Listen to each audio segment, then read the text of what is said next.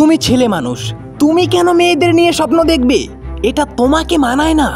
তুমি টাকা কামানোর স্বপ্ন দেখো, হাজারো মেয়েরা তোমাকে নিয়ে স্বপ্ন দেখবে। তুমি নিজেকে সেটেল না করে একটি মেয়েকে কিভাবে সেটেল করবে, একটি মেয়েকে কিভাবে পটাবে, তুমি সেই চিন্তা ভাবনা করতে থাকো। কেন? এটা তোমাকে মানায় না। তুমি নিজেকে এমনভাবে সেটেল করো, এমনভাবে দাঁড় করাও যেন মেয়েরা তোমায় দেখে ভাবতে বাধ্য হয় যে এই ছেলেটাকে কিভাবে পটানো যায়, এই ছেলেটাকে কিভাবে আপন করে নেওয়া যায়, কিভাবে। দেখো, আমি তোমাকে এখন একটি সোজাসুজি কথা বলছি।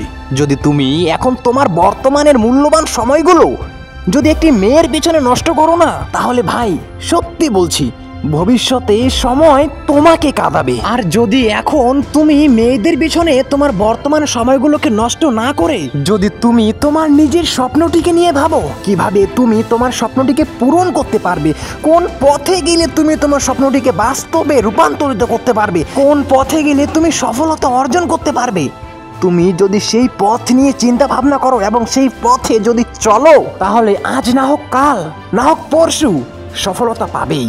আর সফলতা পাওয়ার পরেই মেয়েরা তোমার পেছনে লাইন দিয়ে থাকবে, মেয়েরা লাইন দিয়ে থাকবে। এই কথাটি বলার পরে হয়তো তোমার এটা মনে হতে পারে যে যদি নিজের মনের মতন মেয়েই না পাই তাহলে কি হবে?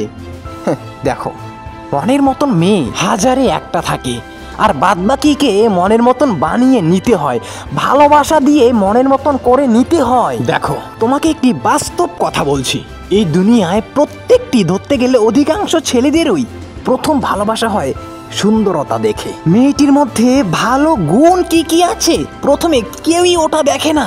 অধিকাংশ ছেলেরাই সর্বপ্রথম একটি মেয়ের সৌন্দর্য দেখে, আর সৌন্দর্যতা দেখার পর পরবর্তীতে যদি মেয়েটি গরিবও হয় তাহলেও কিন্তু সেই ছেলেটি সেই গরিব মেয়েটিকে ছাড়ে না, তাকে মন প্রাণ দিয়ে ভালোবাসে এর জন্যে। কিন্তু তুমি একটি দিক লক্ষ্য করে দেখবে যে যদি একটি মেয়ে একটি সুন্দর ছেলেকে ভালোবাসে, তার পরবর্তীতে যদি সে জানতে পারে যে ছেলেটি গরিব, তাহলে কিন্তু ধীরে ধীরে সেই মেয়েটি সেই ছেলেটির কাছ থেকে দূরে সরে যেতে থাকবে। আমি বলবো না যে সব মেয়েরাই এমন, কিন্তু বেশিরভাগ মেয়েরাই এমন। তাই শুধু শুধু এখন মেয়েদের পেছনে সময় নষ্ট না করে নিজের হৃদয়টাকে না ভেঙে সর্বপ্রথম নিজের স্বপ্নটাকে পূরণ করো, আর তখন মেয়েদের স্বপ্ন তোমার পূরণ অটোমেটিকলি হয়ে যাবে।